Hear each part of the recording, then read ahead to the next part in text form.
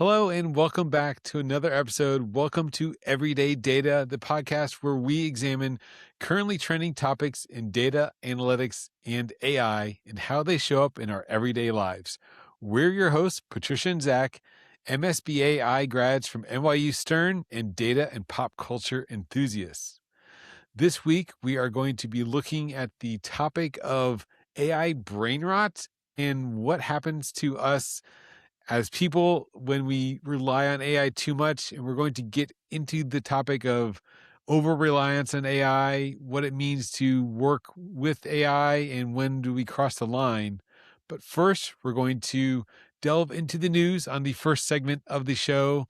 So we're going to both share our topics that caught our attention, and I'm going to start off and kick us off with the news that came out just yesterday. So we are recording this on June 23rd. So this was a new article from the Wall Street Journal, which was an investigation into Polymarket and Kalshi, and Polymarket specifically, titled "They Looked Like They Were Getting Rich on Polymarket, but None of It Was Real."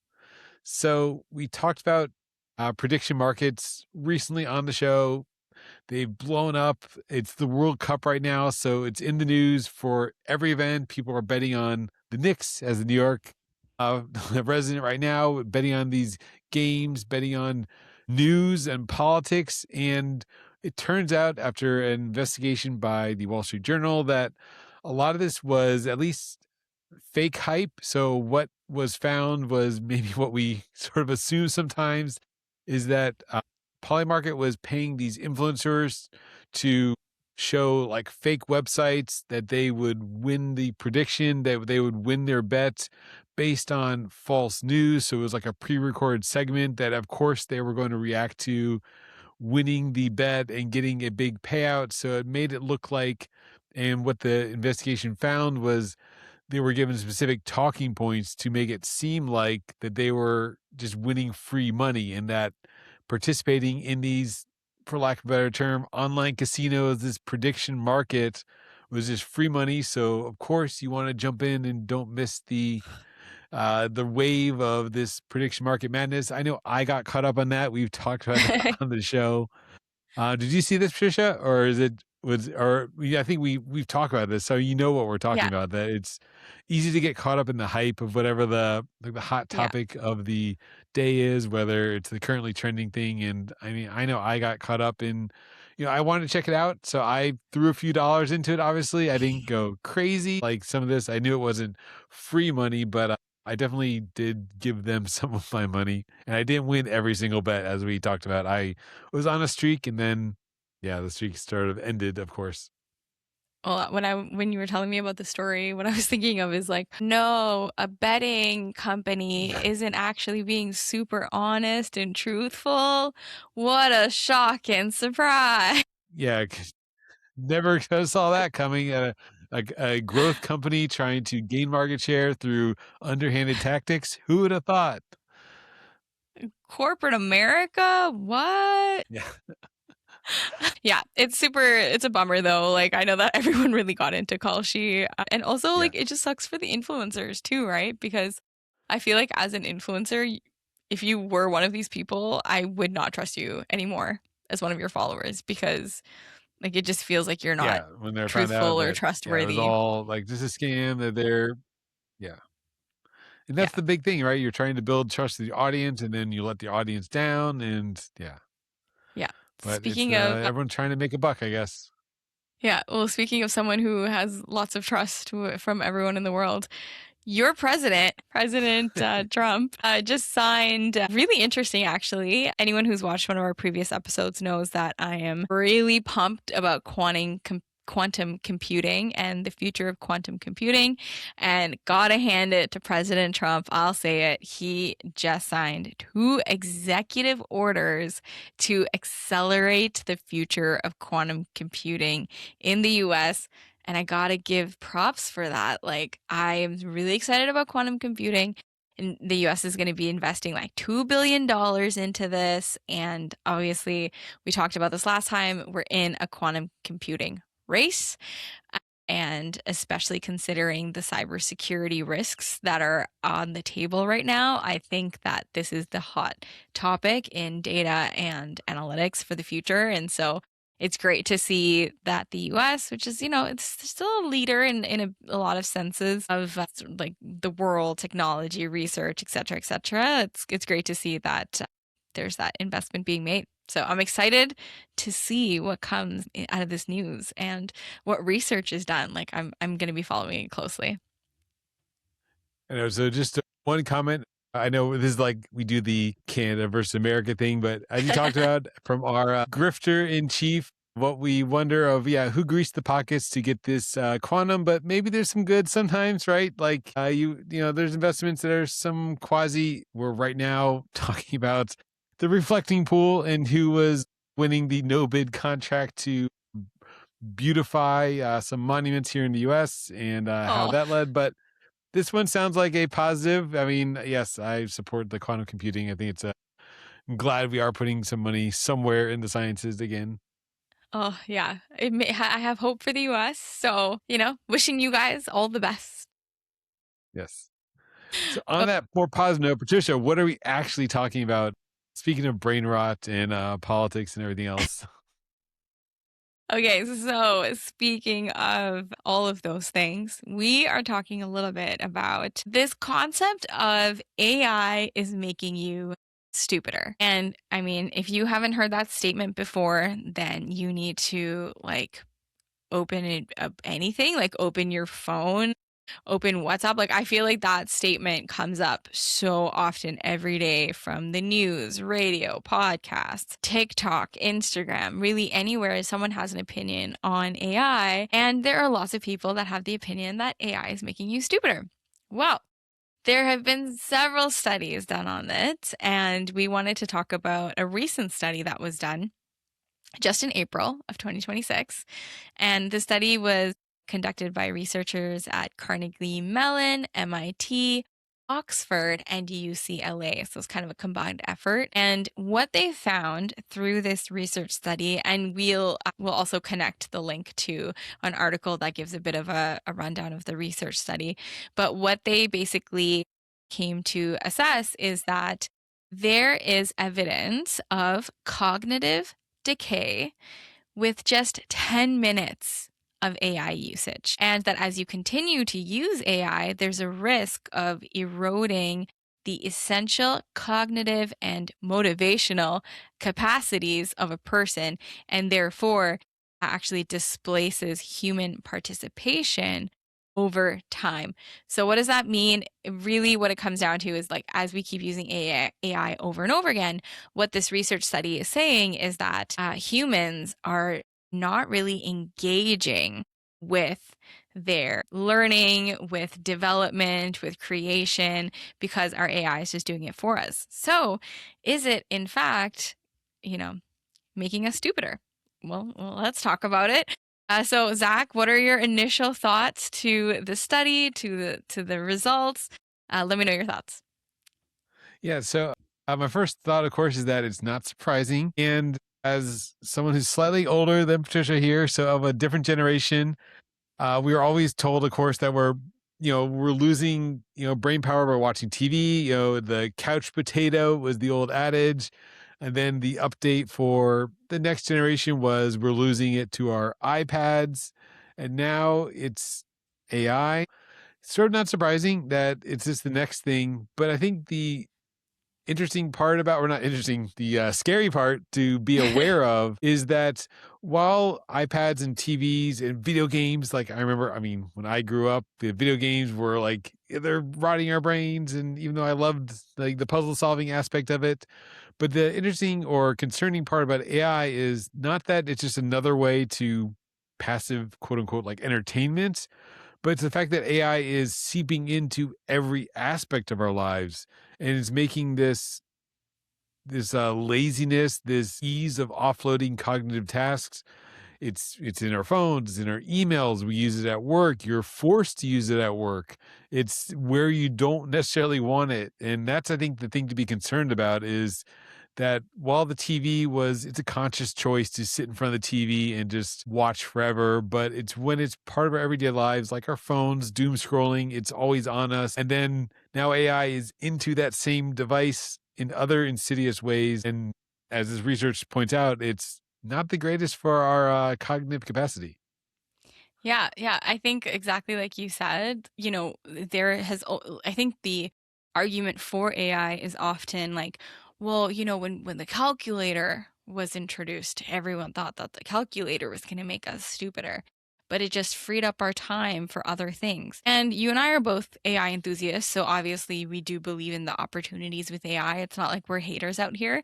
But it's a little bit different, I think, with AI when you can have it do an entire research paper for you, do your entire presentation for you, your entire proposal for you, and submit it. And I think there is this it's easy to get it done, and that's one part of it. Like, yes, there's the efficiency part of it, but also what I love that this research paper talks about is that other side of like when you get used to having AI just kind of think for you in this like critical thinking capacity, then critical thinking is something that I truly believe you have to, it's like a muscle, right? That you have to Yes, build. 100%. And we see this in work all the time. And like I've done critical thinking workshops for students.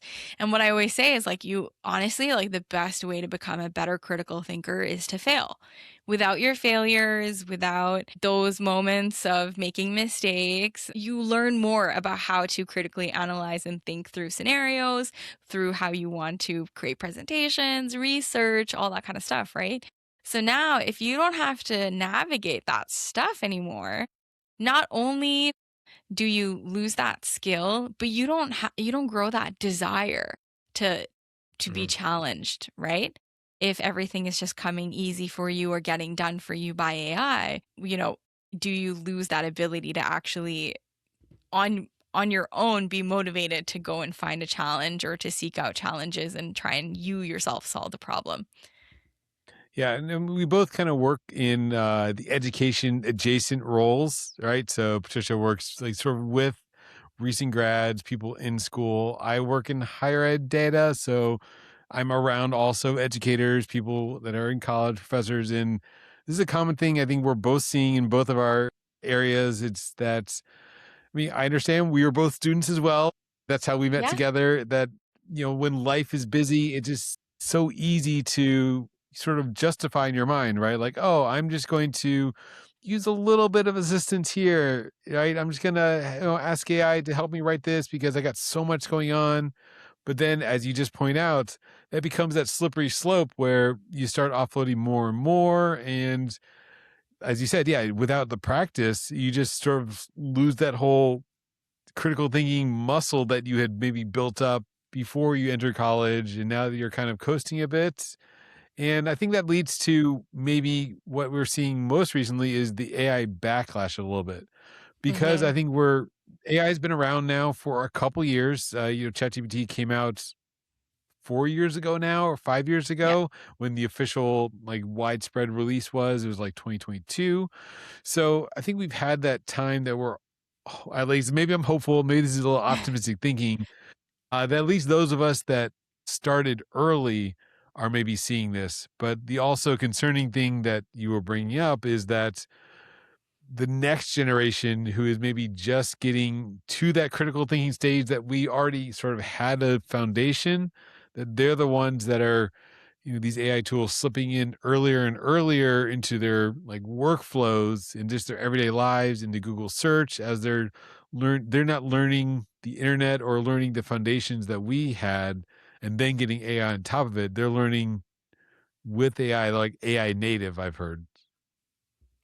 Yeah, yeah, 100% AI natives. And that's what they used to say about millennials too, right? Is that millennials are digital natives. And I think that's so interesting that this next generation is AI native. But then what does it look like? Like, how do we build healthy AI practices with that generation so that we're continuing to encourage and grow sort of those critical thinking skills, that desire and motivation to learn more, to not and not just like replace the work, but actually make yourself more efficient and more effective, right? Which I think that's how we like, how do we start co-working with AI? What does that look like?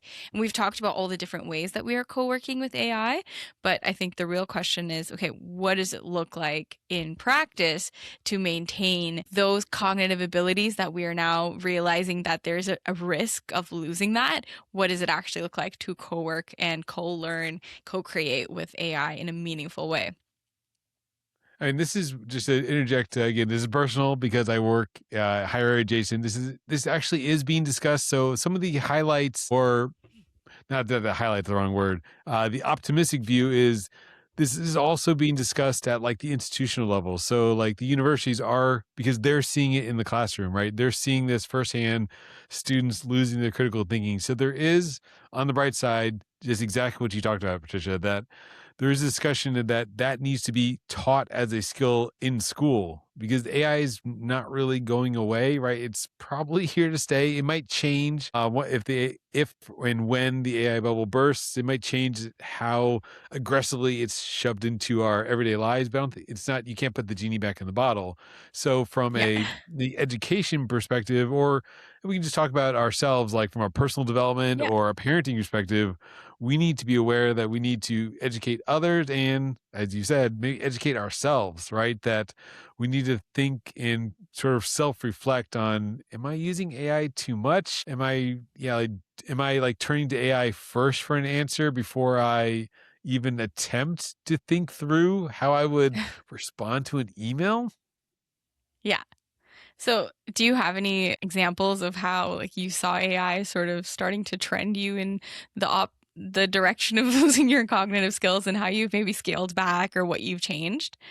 Yeah, just using so I usually come at this my examples are always like coding related and like technical related, because that's primarily how I use AI. I offload a lot of my individual work, like the coding, the scaffolding, all those kind of technical things to AI. And I do see myself going like, why would I Google it when I can just ask ChatGPT?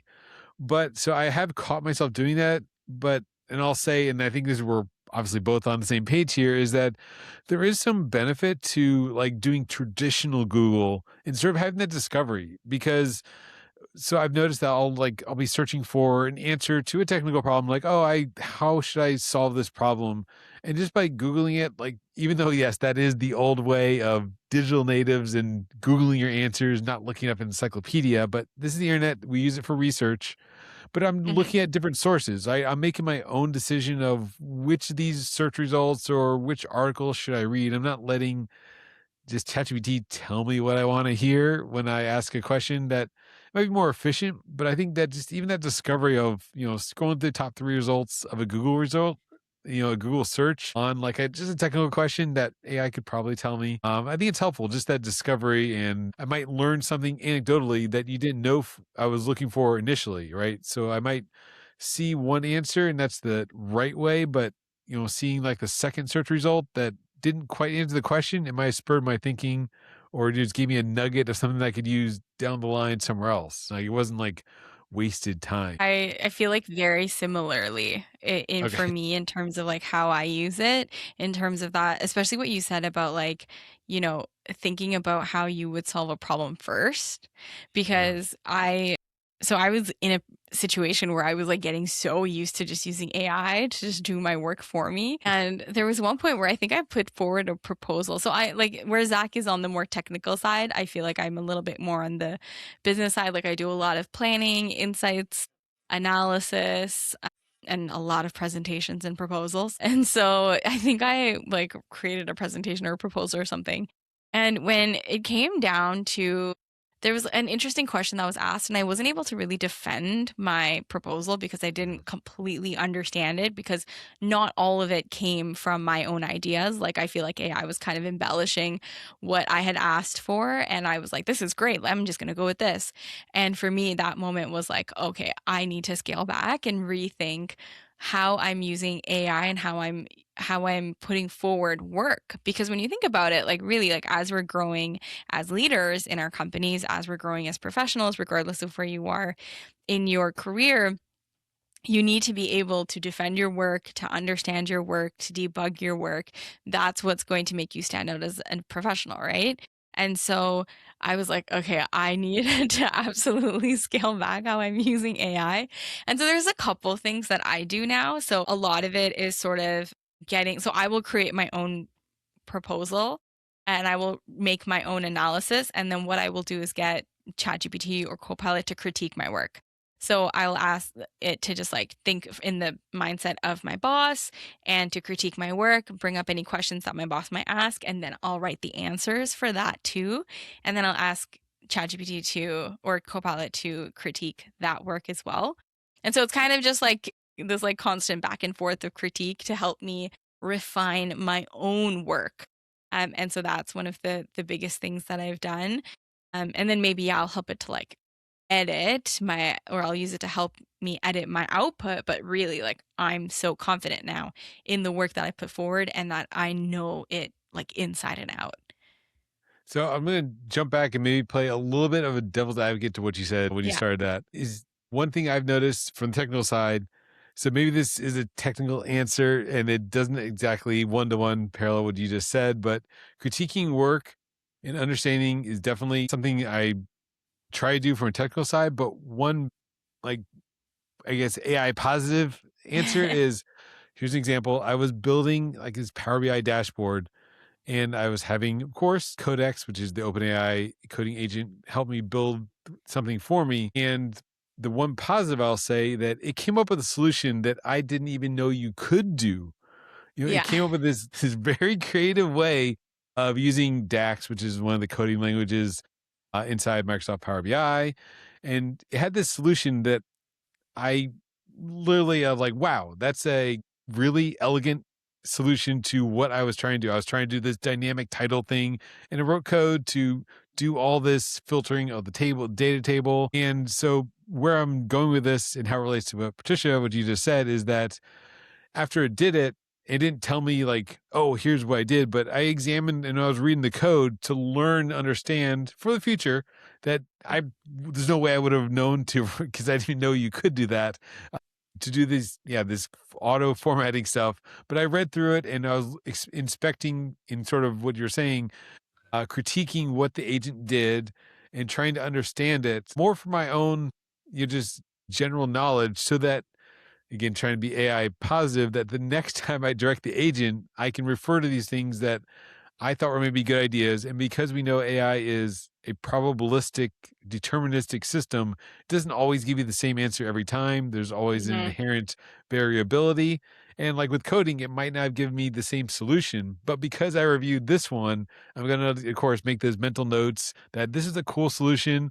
I like the data patterns and the coding it was doing. And I'm learning myself. And the AI was, yeah, honestly teaching me something that, to my earlier answer, I probably wouldn't have found it. This is probably maybe some obscure thing, or it's just something that, again, like the experts AI that knows all possible possibilities of functions to call, it was able to come up with on its own that, me as like a more intermediate user just wouldn't have been aware of.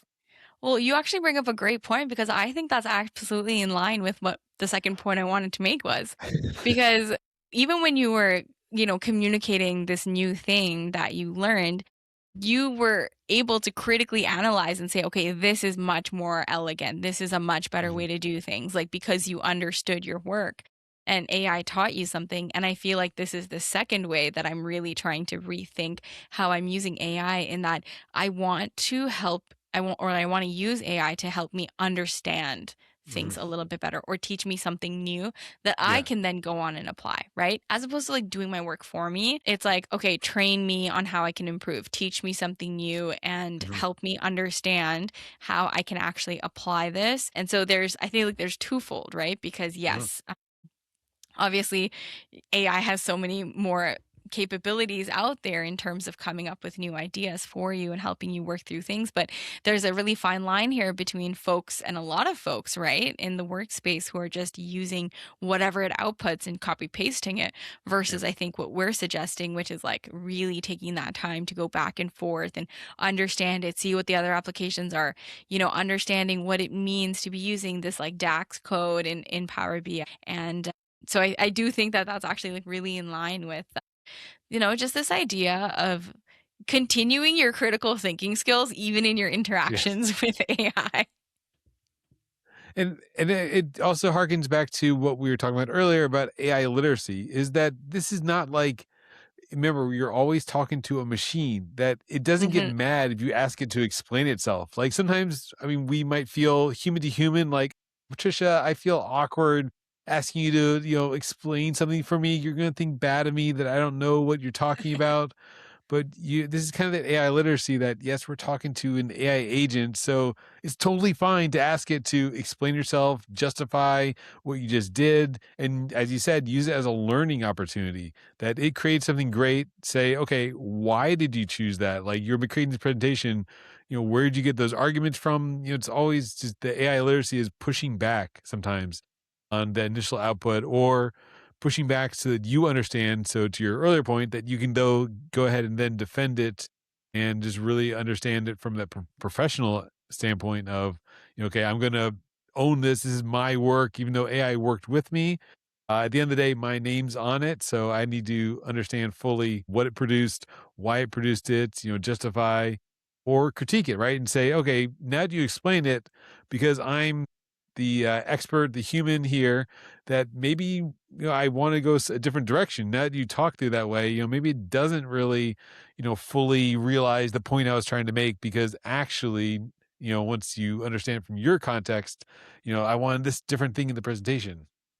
Yeah, I love that. And I feel like that brings up another really great point because I think we're talking about really, that cognitive ability, that creativity, the skill building. We talked about motivation as well, but then the other great piece that you've brought up is ownership, right? Because as we own things, we need to understand them and we need to be the experts in them.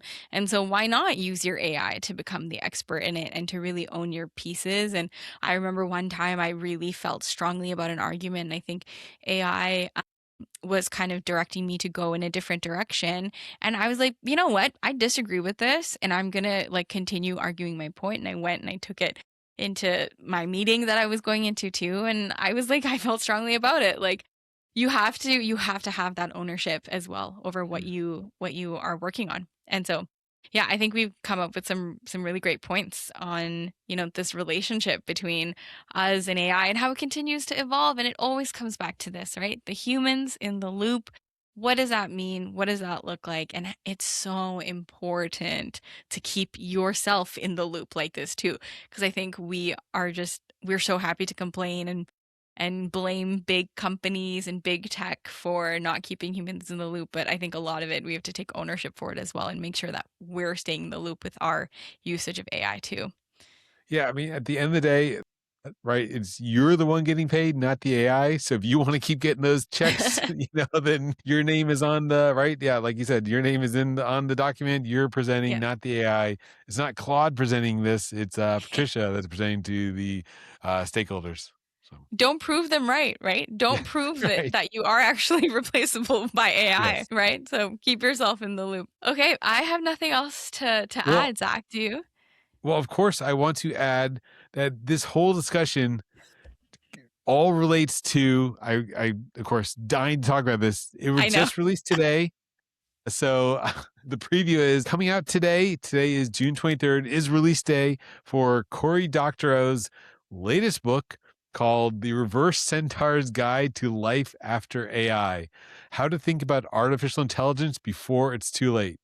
So on topic, and this is our disclaimer for this episode, this is a topic we want to talk about, and literally coming out today is a book on this exact same topic. So I was able to get through my Libby library. So shout out to the Buffalo Erie Public Library System for having a copy of the audiobook early. So I've listened to about a third of it. And so far, this book is exactly talking about what we are talking about and how AI is sort of getting into everything. He gives an example of writers, creating lists that are AI hallucinated, and how it's sort of this cycle of companies, giving extra workload to people because you're more efficient, but that's a justification for more tools and more AI, but we still need the humans there, and it's not really going to replace humans. It's going to augment. Anyways, it's very interesting. And the surprise, this is going to be our new book club topic. So if you are interested in this episode talking about AI and reverse centaur, so this concept, if you've heard of centaur, Dr. O breaks it down as well. A centaur, of course, is a human on top and a horse on the bottom. So it's the idea that you get all the smarts of a human, but then you have the horsepower, literally, of a horse. But the reverse centaur, and what this book's about, is what happens when that's inverted. So you get the not the human brain driving it, but the mechanical brain, and the humans are sort of the back seat. So we serve the AI, not the AI serving us. An example he gives is like, not to be on Amazon, but Amazon You're giving warehouses away too much where, of the book. yeah. But the example of the reverse centaur is like a Amazon where you have robots in the warehouses fulfilling most of the orders, and humans are only needed for the few tasks that like the robots can't do. So, how does it become that's the reverse centaur? So it's not a human first, AI augmented. What happens when the world shifts and it's AI first and humans are only like picking up the slack? So it's very interesting. I'm super excited to talk about this, and I can't wait. This is our next episode, or coming soon. We'll have a book club discussion on this new book, Reverse Centaur's Guide to Life After AI by Cory Doctorow. So if you want to follow along with us, make sure that you get the book. And I would say we will probably release an episode, our book club episode on the book in like 4 weeks. Yeah. 4 weeks. 4 weeks is maybe 3 weeks. So yeah, so make sure you check it out. If you're not following us on LinkedIn, follow us on LinkedIn, and maybe we want to start posting on LinkedIn. We just created our LinkedIn page. So follow us on LinkedIn if you're not following us already, and let's start the book club. I'm excited for the next one. Oh, I'm so excited. Zach's hype is like got me really hyped. So Yeah, it's so join good. And us. it's a short book. It's very short. It's very well written. I like his previous work in shitification. So if you also like tech and what's tech doing to our lives, I think Dr. O is a very poignant sort of journalist writer, is very relevant. Okay. So as always, let us know what you think about today's episode. Get the book and join us for book club, and see you at the next one. Bye. Bye.